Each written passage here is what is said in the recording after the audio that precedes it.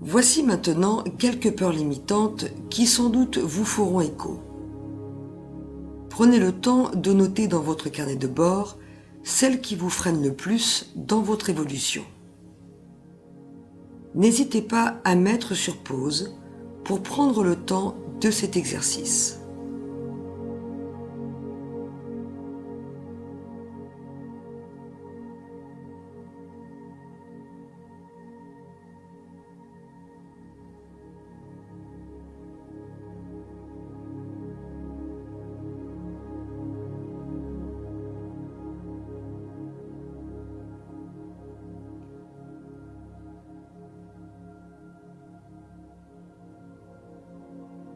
Je vous laisse le soin de compléter la liste de vos peurs qui sont, comme vous pourrez l'analyser, des peurs plus irrationnelles que réelles, car elles sont conditionnées par vos mauvaises expériences ou vos pensées négatives, et elles génèrent en vous une anxiété qui vous empêche d'être vous-même. Il est tout à fait naturel de ressentir de la peur lorsque nous avons le sentiment d'être en danger. Notre cerveau passe en mode vigilance pour assurer notre survie de manière instinctive.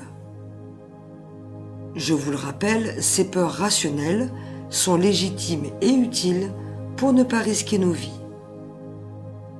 En revanche, les peurs irrationnelles, celles conditionnées par les projections que le monde extérieur a manifestées sur nous, ainsi que celles que nous nous inventons pour ne pas oser agir, dire, être qui nous sommes vraiment, doivent être levées pour libérer l'énergie nécessaire à nos mises en action. Ces peurs irrationnelles sont des conditionnements psychologiques néfastes qui nous condamnent à rester piégés dans nos prisons personnelles. Souvent, une aide thérapeutique est nécessaire lorsqu'elle persiste.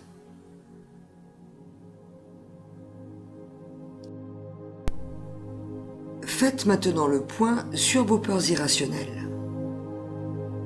Sont-elles celles que vos parents ou d'autres personnes ont projetées sur vous, créant ainsi des insécurités qui conditionnent aujourd'hui votre anxiété?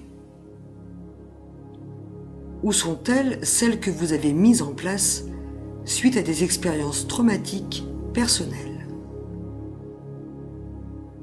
Faites le point sur les racines de vos peurs afin que nous puissions par la suite les déloger pour libérer l'espace créatif qui sommeille en vous.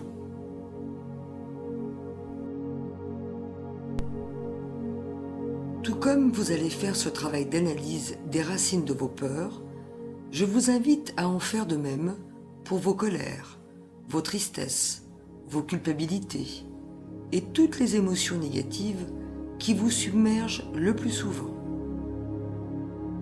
Lorsque nous utiliserons très prochainement l'EFT, ces listes de vos émotions les plus fréquentes seront traitées, afin de vous en libérer et percevoir les événements qui se présentent à vous autrement.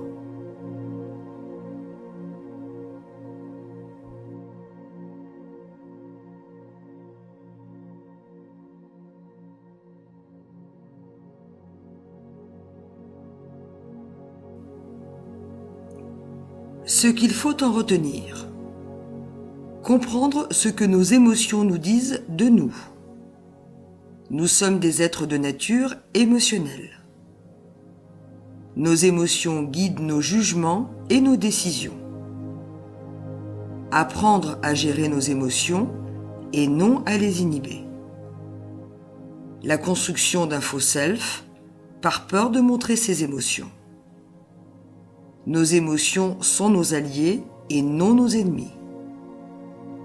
Certains conditionnements éducatifs ne nous aident pas à communiquer et à exprimer nos émotions avec facilité.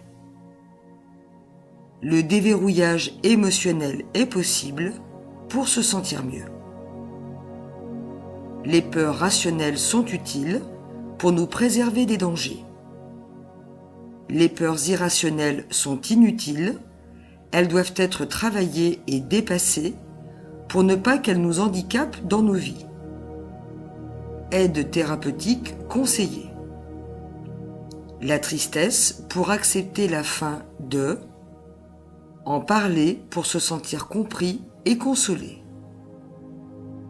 La joie sans modération. L'effet de surprise parfois redouté. Le dégoût dans le sens de l'écœurement. La colère rentrée ou exprimée, des conséquences à prendre en compte, bien qu'il soit sain de la verbaliser. Le stockage émotionnel, les dossiers non digérés, les agressivités et anxiétés passives, la goutte d'eau qui fait déborder le vase. La communication non violente de Marshall Rosenberg pour apprendre à communiquer nos besoins sans violence. Dire les choses au fil du temps pour éviter le stockage émotionnel.